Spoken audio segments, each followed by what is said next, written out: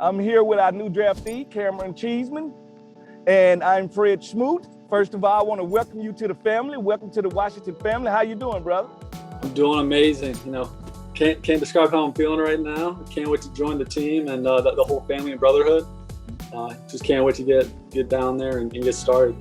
First of all, fill in the family on how it feels to get drafted. You know, you are a long snapper, and usually long snappers don't get drafted. And not only are you a long snapper, you're a guy that didn't play this year. All right, so how does it feel to see your name come across that screen? I mean, like you said, I didn't get the opportunity to play last year. I got the chance to go down to Mobile and play in the Senior Bowl.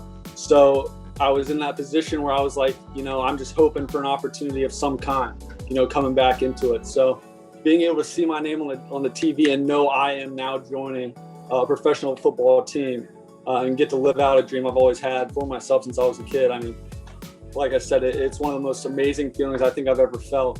And now, the adventure is just beginning in a new place. So can't wait to get to work. And with you not playing football last year, could you fill us in what you did during that time? Yeah. When I came back to Ohio, I really used all my time. I was snapping, I was lifting, I was trying to eat right.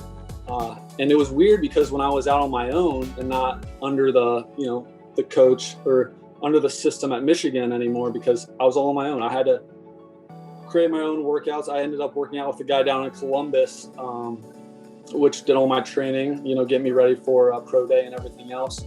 And then all my snapping routine, I took it upon myself to do all my trainings there and figure things out. So I actually did work at an orthodontic practice during my time back in Columbus as well, because I did apply to dental school, and now that is way down the road now as just an emergency backup plan. So I got the opportunity, make a little money, keep myself in that area of, medicine that I wanted to continue at after I'm done playing football. So I stayed busy, but, I enjoyed it every second, being home with family as well. So. Is it true what I hear that I know you're a Michigan man, but did you apply to dental school at Ohio State? How did that even come to fruition?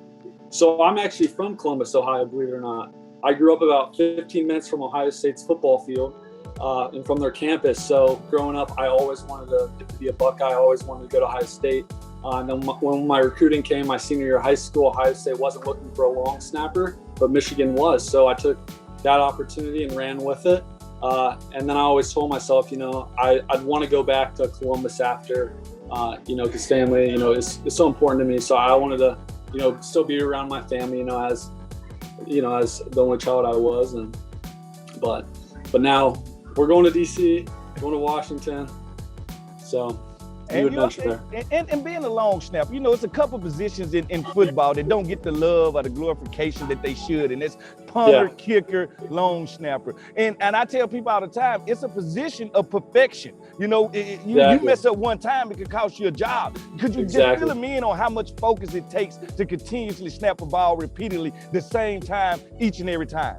Yeah, for me, I always treated every practice rep like a game rep, and I treat the same way every game rep like a practice rep. It's the same thing. It doesn't matter if I'm snapping in the backyard behind my house here or I'm snapping, in a national championship or a Super Bowl. At the end of the day, an 8-yard snap or a 15-yard snap, it's the same thing to me.